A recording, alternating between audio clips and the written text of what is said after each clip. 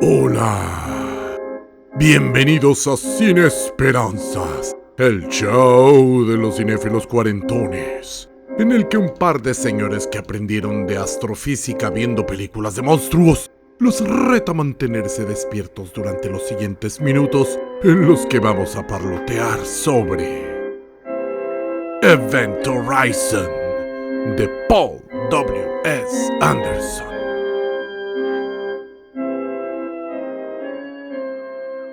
Bienvenidos. Estamos aquí reunidos una vez más para celebrar nuestro ritual de amor por el cine. En esta nueva temporada de Helltober Diabolique, hemos elegido como personaje principal al malo de malosos. Y en esta ocasión vamos a conversar sobre una película que mezcla el horror y la ciencia ficción como quien le pone chile seco al mole poblano. O sea que es aberrante, pero es muy sabroso. El director Paul William Scott Anderson es un cineasta británico conocido por hacer películas de género más o menos populares.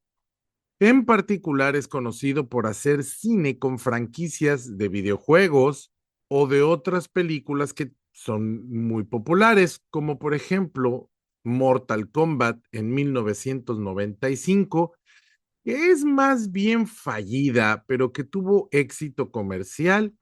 Y aquí de paréntesis pongo que fue el éxito musical, el éxito musical que se convirtió hasta meme, la canción de Mortal Kombat. Bueno, esa. Luego Resident Evil es otro ejemplo de su cine, una saga de 6 películas más o menos inconexas. Creo que él dirigió las primeras 4 que hizo él con su esposa Mila Jovovich, todas grandes éxitos de pantalla que muy poco tienen que ver con el videojuego. Y pues W. S. Anderson me parece a mí un director sin personalidad, más bien chambón, pero que tiene un talento especial para elegir y hacer cine que va a ser muy comercial y que apela a las masas. Y es que, aunque generalmente su trabajo carece de rigor artístico y casi siempre carece también de originalidad, tiene una propuesta comercial que funciona como modelo de negocios. Lo cierto es que todo se le puede criticar a este director, pero suele dejar satisfechos a los fans, y eso es lo que importa al final del día. Anderson entiende a su gente y se les entrega, y les entrega además lo que esperan de él, ni más ni menos. A veces hasta se atreve a correr riesgos, como cuando sacó la primera película de Alien contra Depredador en 2004, una historia apócrifa que se inspira en un gag visual de la película Depredador 2 de 1990. También hizo una cinta que técnicamente tiene lugar en el universo de Blade Runner. Se llama Soldier de 1998, película que por cierto me tocó ver en el cine. Fue escrita por David People, que fue originalmente guionista de la Blade Runner original. Él incluyó referencias a esta película y aunque no es reconocida, al menos abiertamente, por Ridley Scott, se le puede considerar su primer secuela independiente, o más bien como un spin-off. Dentro de este puño de experimentos se encuentra Event Horizon, cinta de 1997 que está basada en un guión de Philip Eisner que fue reescrito por Andrew Kevin Walker, a quien recordarán por haber escrito en 1995 Seven de David Fincher, por la que además ganó una nominación al BAFTA. 8 mm de Joel Schumacher, que es una adaptación de una película española que se llama Tesis, y Sleepy Hollow de Tim Burton, que es una adaptación de, el cuento de Washington Irving del mismo nombre. Y bueno, pues la historia es esta. En el futuro distante, bueno, ni tan distante porque es 2047 y ya nos falta bien poquito para llegar al 2047, no nos queda ya tan lejos. Se reciben en la Tierra señales del Event Horizon, una nave que lleva años perdida en el espacio. Se envía otra nave para rescatarla, la Lewis y Clark, que es un nombre naturalmente pues, que tiene que ver con los exploradores estadounidenses que descubrieron la costa oeste, el camino al Pacífico, la ruta al Pacífico. Y esta es una cinta pues de horror cósmico con muchísimos guiños a H.P. Lovecraft, al Alien de Ridley Scott, a 2001 de Stanley Kubrick y hasta Hellraiser de Clive Barker, que por cierto es la película que vamos a abordar en el capítulo siguiente. Aún más, el guionista original, Philip Eisner, vendió este guión diciendo que era Shining en el espacio, lo que encantó a los ejecutivos de la Paramount. Event Horizon, en su guión original, era una película de casa embrujada que después, por su fuerte similitud con Alien, fue reescrita por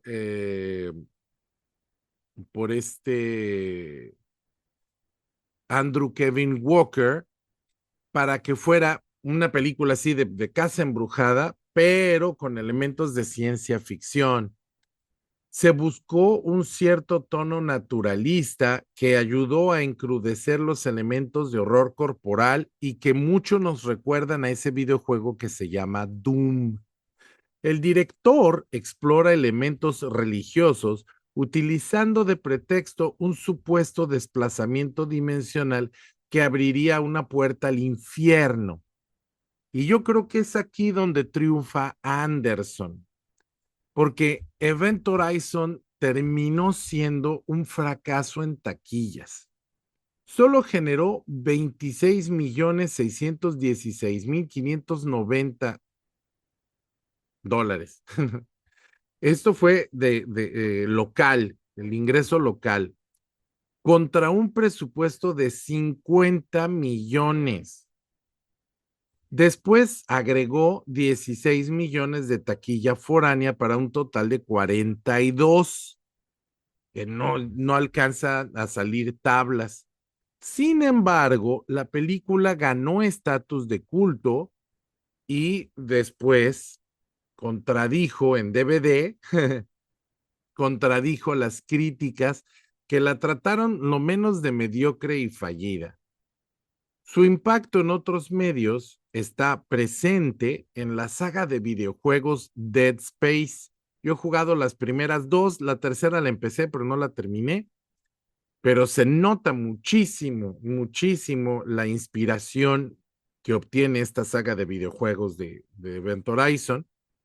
E incluso hay una secuencia de Interstellar, de película de Christopher Nolan, en la que se explican los agujeros de gusano utilizando una pluma y una hoja de papel, como lo hacen en esta película, en Event Horizon.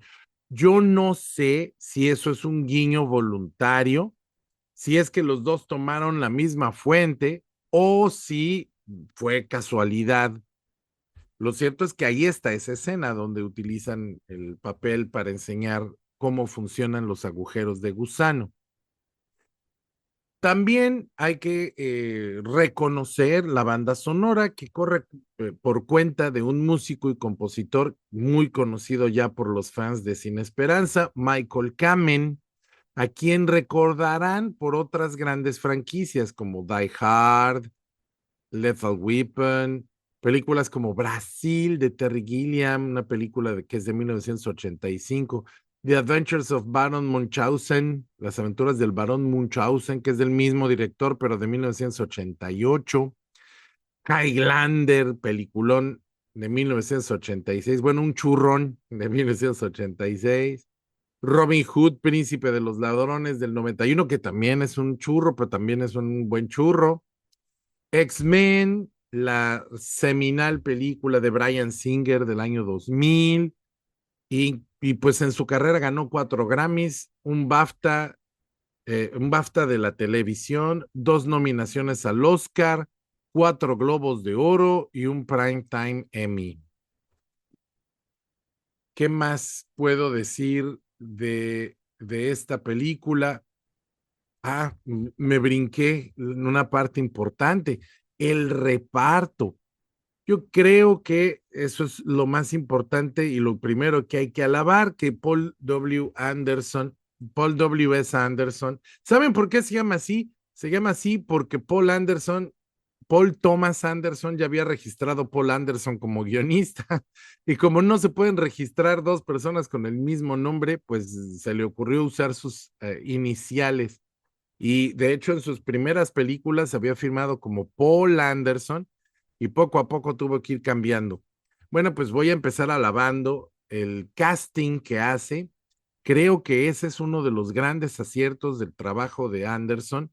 He visto series de televisión y películas de él y casi siempre se soportan o se apoyan, porque soportar suena como grosero, en un reparto muy bueno. Entonces, pues en primer lugar tenemos a Lawrence Fishburne, un joven Lawrence Fishburne, pre-Matrix, que ya tiene muchos años, muchas tablas en el cine, porque recuerden que él empezó en eh, Apocalypse Now, teniendo 17 años, entonces ya tenía muchas tablas, pero es antes de Matrix, antes de su boom de popularidad, y él interpreta al Capitán Miller.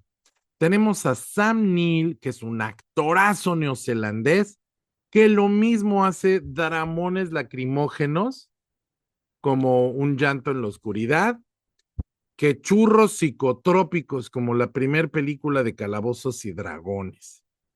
También sale un joven Jason Isaacs, muchísimos años antes de su icónico papel en Harry Potter, haciendo del Doctor DJ. Y bueno, pues es un reparto ya no, con estrellas no tan famosas que hace creer, te da credibilidad. Eso es lo que quiero decir. Porque la historia finalmente, pues es un churro de horror. Es una película de mansión embrujada, o sea, te metes a una nave y resulta que la nave está embrujada y al final el enemigo es la nave misma que está poseída por el diablo, que es una historia que vamos a ver en muchas películas del género, como en Amityville, por ejemplo, o como House on Haunted Hill, pero creo que 13 Fantasmas también va por esa, pero no me acuerdo muy bien. Que aquí el giro, el gancho es que es en el espacio. Y pues eso plantea toda una serie de circunstancias interesantes que ya se han explorado en otras películas, pues en 2001, por ejemplo, y en Alien, que es el aislamiento, es la inhospitabilidad del espacio, no puedes huir para ningún lado, y como decía el eslogan de Alien, en el espacio nadie escuchará tus gritos, pues entonces esto agrega toda una serie de problemáticas para los personajes de esta película, ¿no? ¿Cómo van a sobrevivir si el vehículo con el que pueden regresar a casa es el que está embrujado? Es como el barco que lleva el ataúd de Drácula en el caso de Drácula, pues a Inglaterra, y en el caso de Nosferatu lo lleva a Alemania. Este barco pirata que lleva la salvación y la perdición en sí mismo.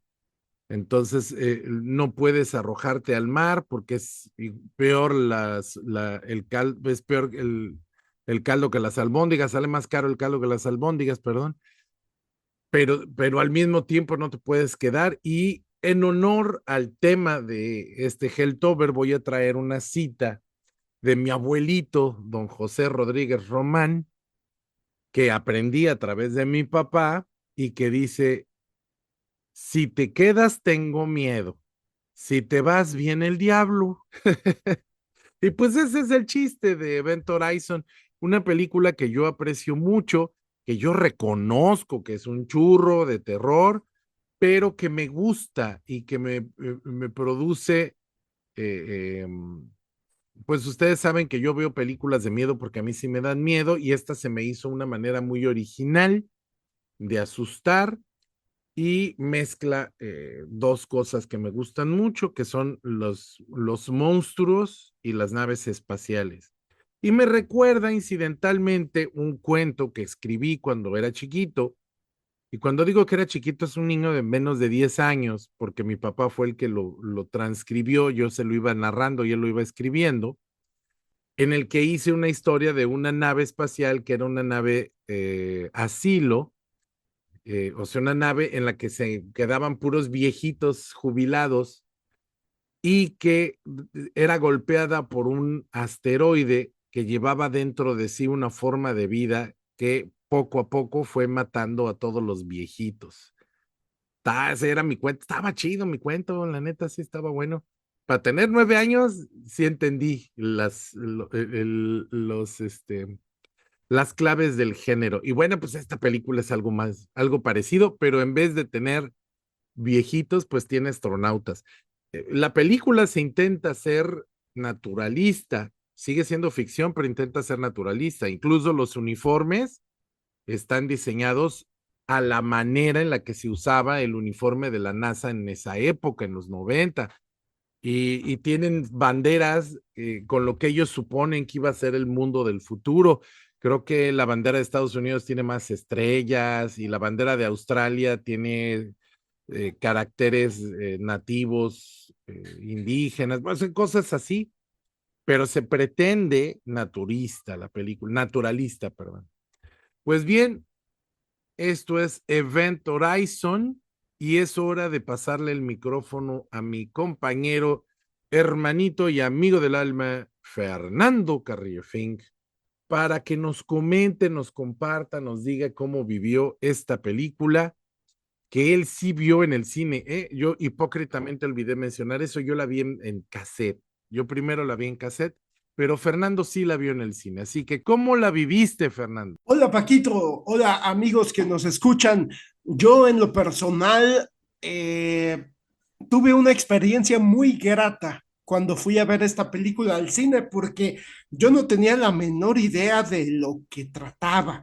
Estamos hablando del año 1997, tal vez 98, porque ya ven que en esas épocas a veces tardaban un poquito en llegar, ya no tanto como en los ochentas, pero tardaban un poquito en llegar algunas producciones a México. Yo ya estaba en la universidad, yo no vivía en Jalapa y nuestro amigo, a quien hemos mencionado poco en este podcast y que nunca ha participado, José Javier Velasco, y yo vivíamos juntos allá en la ciudad de San Andrés Cholula. Bueno, más bien el pueblito de San Andrés Cholula. Entonces, pues fuimos a la ciudad de Puebla, al centro comercial, a Cinépolis. Yo no tenía la menor idea de lo que iba a ver y fue una sorpresa tan grata porque pues para ese entonces estamos hablando que pues yo ya era yo ya era mayor de edad, ya tenía 18 19 años, ya había pasado por toda mi pubertad y adolescencia de fanatismo por el cine de terror, es decir, pues ya conocía todas las mega franquicias de terror, ya era yo fanático de Hellraiser, justamente, que es una película que, pues que Event Horizon le hace como mucho homenaje visual y, digamos, conceptual. Y pues para mí fue una súper gran sorpresa ver, como tú dices, Paquito, un churro, pero un buen churro de terror. La verdad, pues a mí me parece que Paul W.S. Anderson, pues la película de Mortal Kombat, pues sí está gacha, la neta. O sea, yo esa la vi, pues ya la había yo visto, y sí me parecía mala, la verdad, con buena producción, es decir, con un con un presupuesto mediano, pero mala, la verdad, la película. Sin embargo, pues, pues Paramount Pictures decidió darle 50 millones de dólares de presupuesto a Paul W.S. Anderson en ese entonces, como bien ya nos los dijo Paquito, que su crédito era Paul Anderson. Pues la Paramount Pictures confió en él para darle pues ese presupuesto para una producción que la verdad, a mi parecer, luce muy bien el presupuesto. Es decir, pienso yo que los decorados, los efectos especiales de la nave espacial, bueno, las dos naves espaciales y tanto por dentro como por fuera, están muy bien logrados. Yo en lo personal creo que es una película con una manufactura bastante sobresaliente dentro del mismo género de la ciencia ficción. Para ser 1997 me parece que están muy bien logrados los elementos de ciencia ficción a nivel visual. También, como ya mencionó Paquito, pues tenemos un reparto en el que hay actores como el mismo Lawrence Fishburne y el actor británico, perdón, neozelandés Sam Neill, el actorazo Sam Neill, haciendo el personaje de un científico, de un astronauta, de un físico que creó este hoyo negro, que diseñó este hoyo de gusano, este agujero de gusano a través del cual la nave viajó y la nave Event Horizon viajó y abrió, por lo que nos dice el personaje de Sam Neill, abrió un hueco en el espacio y el tiempo. Es decir, que no solo dobló el espacio y el tiempo para viajar de manera instantánea para viajar una distancia estratosférica, o sea, una distancia imposible de viajar, de recorrer de otra manera, y que lo lograron a través de doblar el tiempo y el espacio y formar este agujero de gusano, pero no fue lo único que hizo. También abrió un hueco en nuestro universo y llevó a la nave Event Horizon a otra dimensión. Así literalmente nos lo dice con esas palabras. Y pues cuando regresó la nave ya no era la misma. Y como nos lo dice Paquito, la nave ya tiene vida, está embrujada.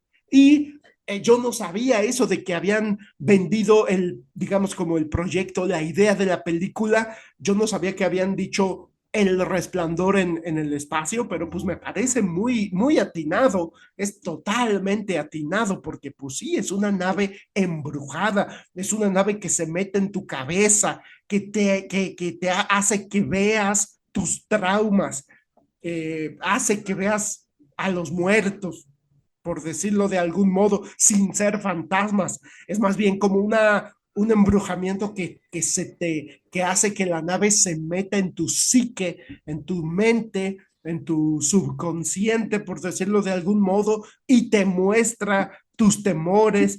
Es un concepto que me parece que está muy bien llevado a cabo. Y después, al final, en el tercer acto, cuando el personaje de Sam Neill es poseído por la nave y nos dice que la dimensión paralela a la que viajó la nave Event Horizon, cuando se abrió este hueco en nuestro universo, es una dimensión de maldad pura, de caos y maldad.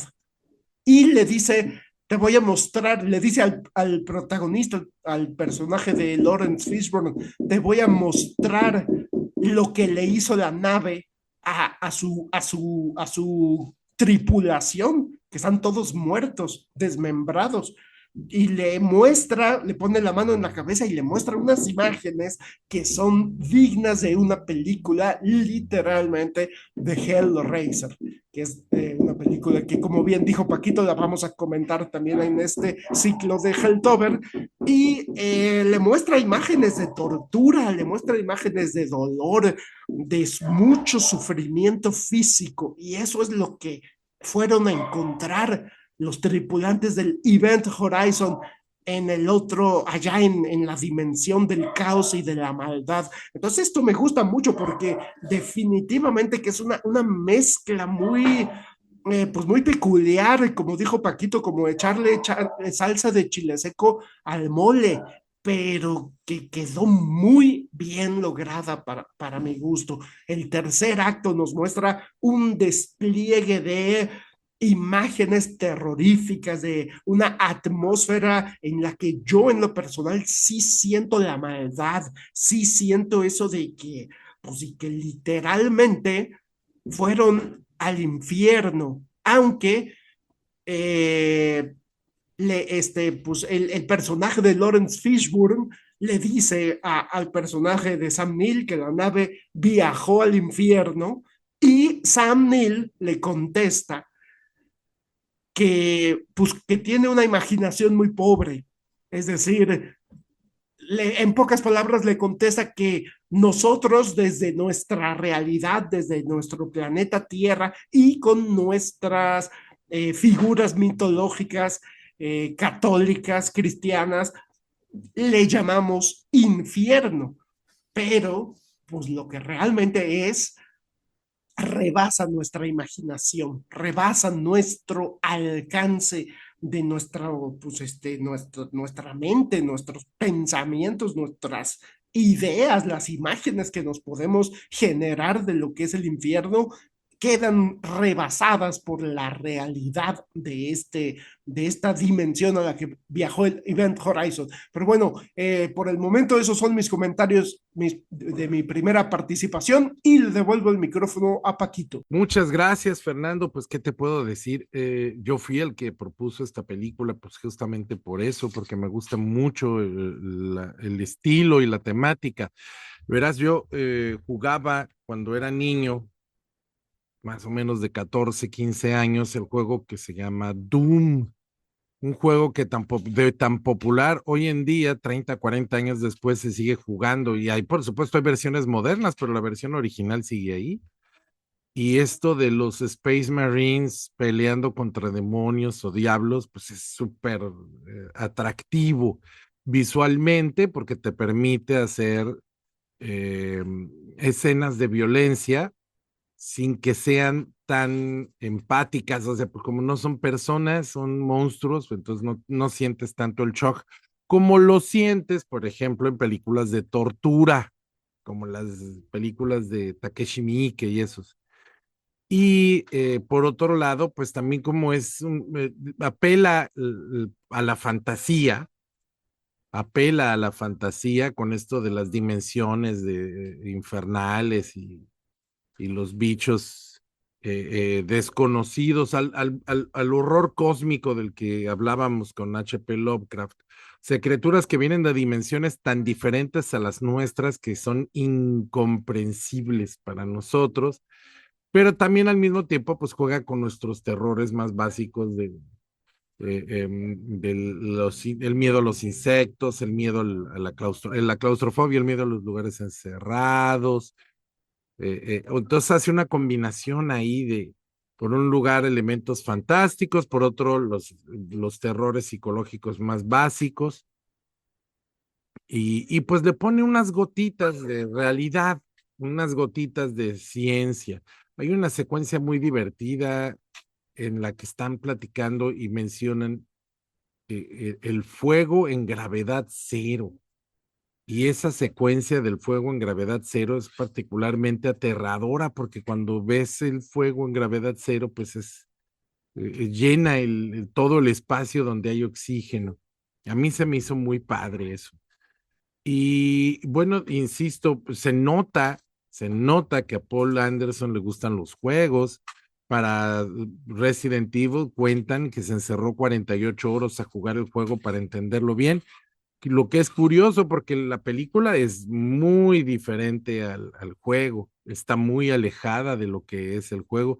Muchos fanáticos del videojuego lo criticaron por eso, pero pues fue suficientemente amada para que hicieran cualquier cantidad de secuelas. Y además de que sacó mucho dinero, pues de ahí sacó a su esposa, a Mila Jovovich, con la que tiene cloncitos de Mila Jovovich. Qué miedo, parecen sus clones. Son igualitas las hijas de Mila Jovovich a su mamá. Bueno, pues la cosa es que, eh, eh, eh, pues eso que podemos ver como siendo un director chambón, o sea, no es un director que va a proponer nada nuevo, no es una persona que va a hacer una fotografía que sea digamos, reveladora, pues es una película muy, muy básica en ese sentido. Se nota que toma elementos de James Cameron, hay momentos que son súper clarísimos, que son tomados de Ridley Scott, o sea, como que no tiene mucho pensamiento original, pero sabe elegir lo que va a retomar. Es algo así como un Tarantino, pero mucho, mucho más comercial. No todas sus películas son igual de exitosas, pero pues más o menos ahí va.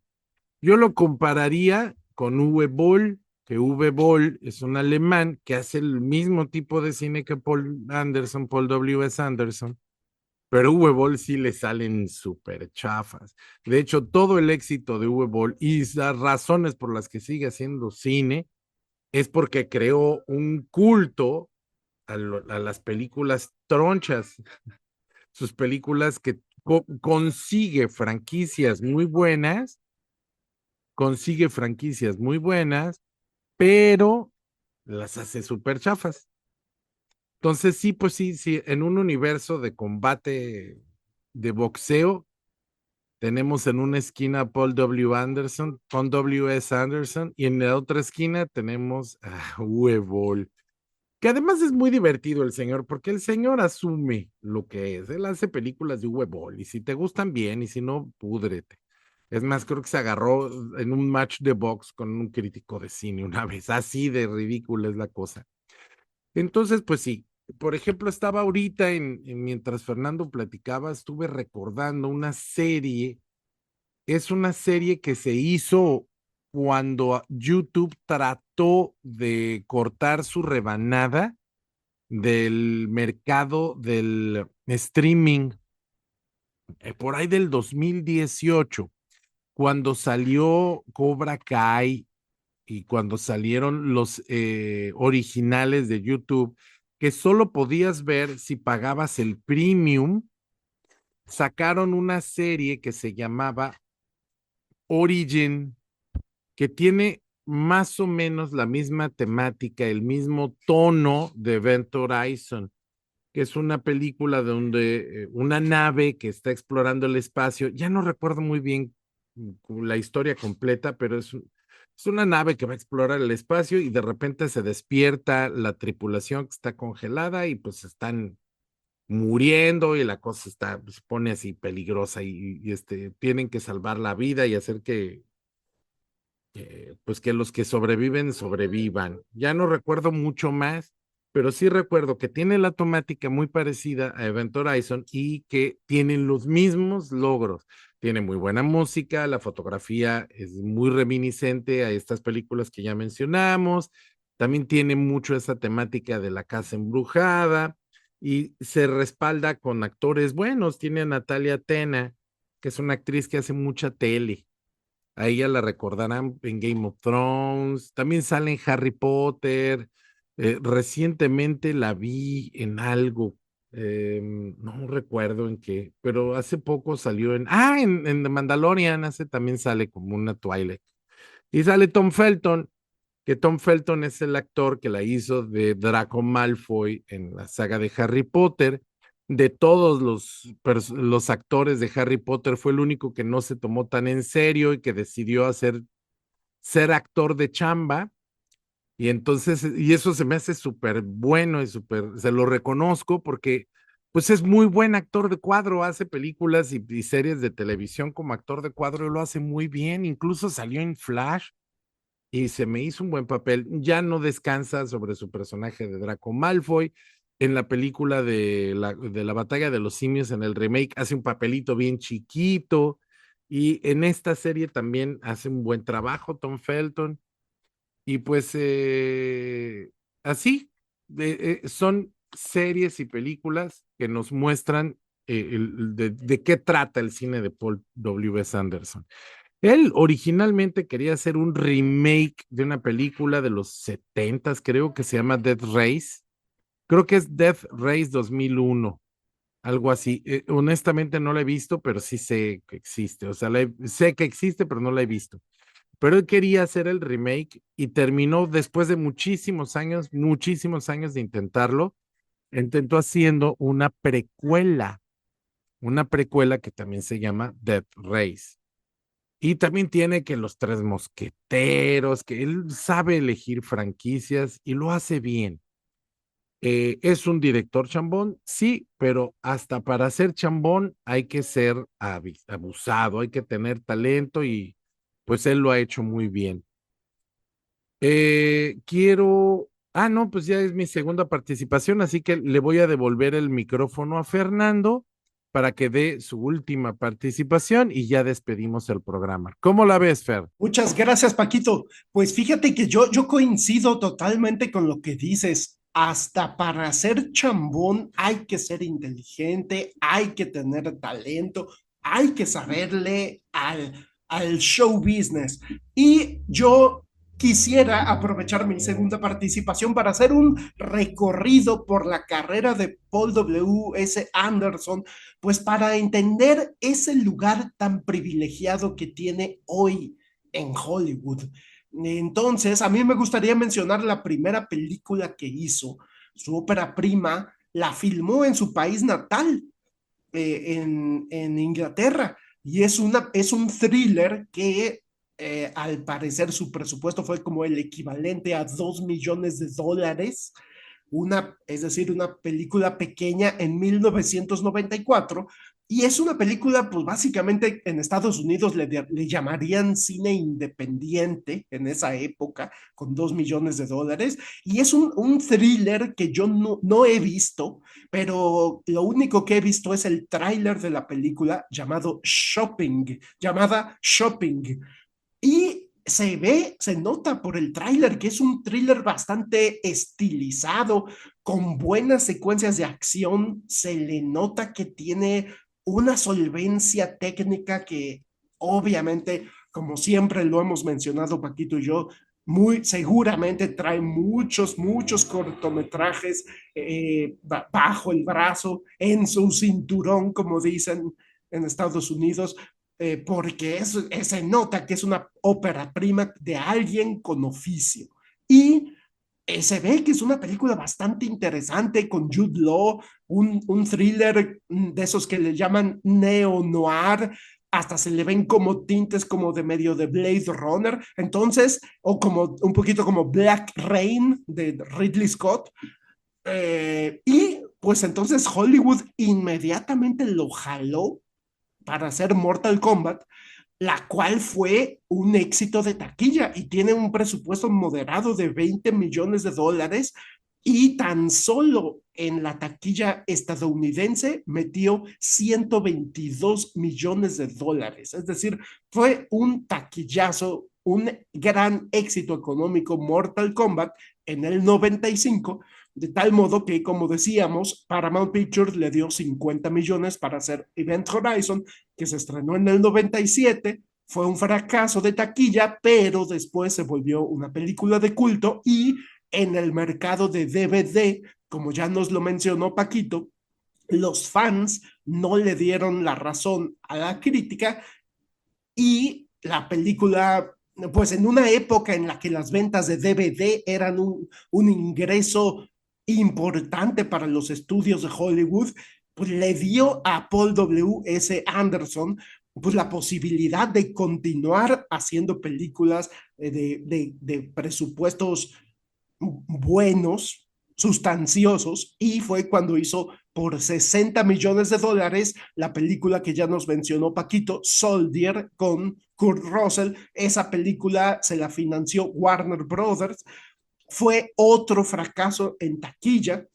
Sin embargo, todavía no se podía hablar de que Paul W. S. Anderson fuera un cineasta desechable, y fue cuando finalmente logró aterrizar, cuando finalmente él fue contratado para hacer la primera película de Resident Evil, que costó 33 millones de dólares y que tan solo en la taquilla de Estados Unidos metió 103 millones de dólares. Entonces, estamos hablando de que Resident Evil salvó su carrera, por lo menos en la taquilla, a nivel taquilla. Resident Evil lo rescató, le devolvió un estatus de cineasta confiable a nivel económico, y también pienso yo a nivel artístico, dentro de estos parámetros que ya nos dejó muy claro Paquito cuáles son estos parámetros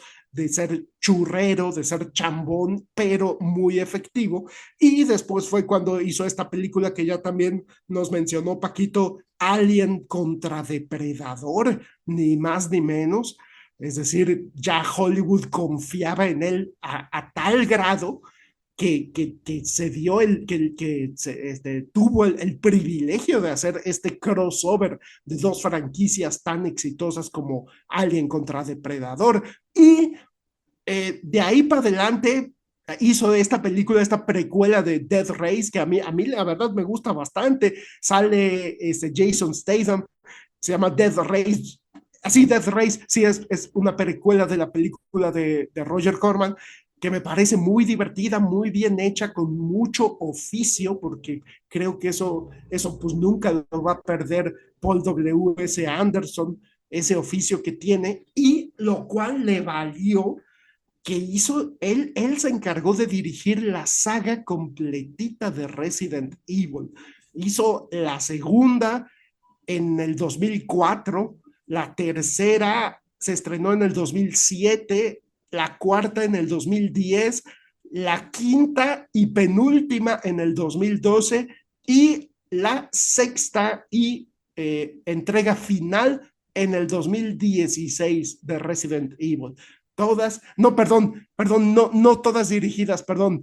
La 2 y la 3 solo las produjo y las escribió. Una disculpa, corrijo, la 2 y la 3 solo las escribió y produjo, pero la 4, 5 y 6 regresó a la silla de director de la saga de Resident Evil. Entonces, pues definitivamente creo yo que por eso se da el lujo de seguir haciendo churros de alto presupuesto, como ya nos dijo Paquito, Los Tres Mosqueteros, hizo la película de Pompeya en el 2014, otra superproducción churrera. Hizo una que a mí no me gustó para nada, hace poquitito, se estrenó apenas hace unos meses, llamada In the Lost Lands, en las tierras perdidas, con su esposa Mila Jovovich. Definitivamente no me gustó para nada. Esa ni siquiera siento que tenga buen oficio, ni siquiera con parámetros chambones. Fue un fracaso de taquilla, costó 55 millones de dólares y yo no se los veo por ningún lado. Parece como de 10 millones. La verdad, esa película me parece pésima, pero bueno, Paul W. S. Anderson tiene su carrera churrera, palomera, que lo tienen en un muy buen lugar, en un lugar, diría yo, que es uno de los consentidos de Hollywood, porque además hasta pues, se da el lujo de hacer, de meter a su esposa en todas sus superproducciones. Entonces, pues yo solo quisiera decir que a mí en lo personal me gusta mucho Event Horizon y Resident Evil 1. Las demás son prescindibles. Bueno, no, también me gustó Death Race, pero en especial Event Horizon y Resident Evil 1. Yo no sé nada del videojuego, pero me parecen dos churros muy bien trabajados, muy bien concebidos, muy sólidos. Y eso hace que yo, pues desde hace muchos años, le tenga un cariño especial, un cariño de tipo chambón, sabiendo que es un director chambón, a Paul W.S. Anderson. Y con eso me despido, no sin antes mandarle un agradecimiento infinito a nuestra productora ejecutiva, Carolina González, que nos permite tomarnos este tiempo para hacer el podcast. Un agradecimiento infinito a Paquito, que se toma todo este tiempo para hacer el podcast, y un agradecimiento infinito a usted que nos está escuchando debrayar sobre Event Horizon. Muchas gracias, Paquito. Gracias a ti, Fernando, gracias a ti. Llegamos a buen término este episodio. Hay que agradecer a los sospechosos comunes, a los que han hecho que nuestro programa subsista por más de 200 episodios. Finalmente hacemos esto como un trabajo de amor. Estamos convencidos de que el esfuerzo vale la pena porque compartir con nuestros amigos vale la pena. Yo le agradezco muchísimo a Víctor Domínguez, que él está encima del podcast todo el tiempo, que nos está escuchando, que me dice, oye, ¿y va a haber episodio este jueves? ¿Qué pasó? Gracias a él me he dado cuenta de errores que he cometido. De hecho, el episodio de Rocky Balboa lo tuve que bajar y volver a subir porque se fueron unos negros ahí. No soy racista, me refiero a unas tomas en negro. Se nos fueron ahí y las tuve que reeditar y corregir. Pero gracias a que ellos sí nos escuchan y que sí nos comentan, es que seguimos haciendo este programa. Y más me motiva saber que a pesar de que solo mis amigos me platican y me hablan de mi podcast, pues hemos tenido views de gente que de todo el país y de hasta del extranjero, y aunque no comentan ni reaccionan, sí ven el episodio, lo escuchan completo, y eso a mí me llena pues de motivación, porque finalmente hacemos el podcast como un ejercicio de cinefilia y de amor por el cine. No nos pretendemos ni especialistas, ni tampoco pretendemos que nuestra opinión es mejor que la de otras personas, aunque sí lo sea, pero no pretendemos que sea mejor que todos. Y pues le mando un abrazo, como siempre, a los sospechosos comunes, a Víctor Domínguez, de quien ya hablé, a Briseidi Torres, a Omar López, a Fernando Rivero, a, a mi hermana Julieta Isabel. No sé si ella nos está escuchando, pero espero que sí, parece que sí. A mi papá, Cuauhtémoc Rodríguez, este, ¿quién me falta? Y pues sí, por supuesto que dedico este episodio a Marito, mi hijo, anda enfermito, así que le mandamos buenas vibras. Pero para cuando escuche usted este episodio, esperemos que ya se habrá sanado. Y a mi esposa Carolina González, que es la persona que hace posible que este podcast llegue a ustedes, me da tiempo, me da espacio y me acompaña al cine, y es mi compañera ideal. La amo mucho y le agradezco que me apoye en este podcast. Vamos a cerrar este episodio de Helltober y nos vemos a la próxima.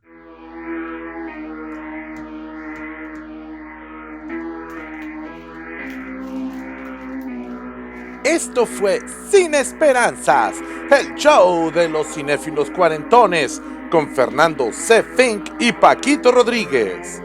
Puedes escucharnos en nuestra página de Facebook, nuestro canal de YouTube y ahora también en Spotify. ¡Hasta la próxima!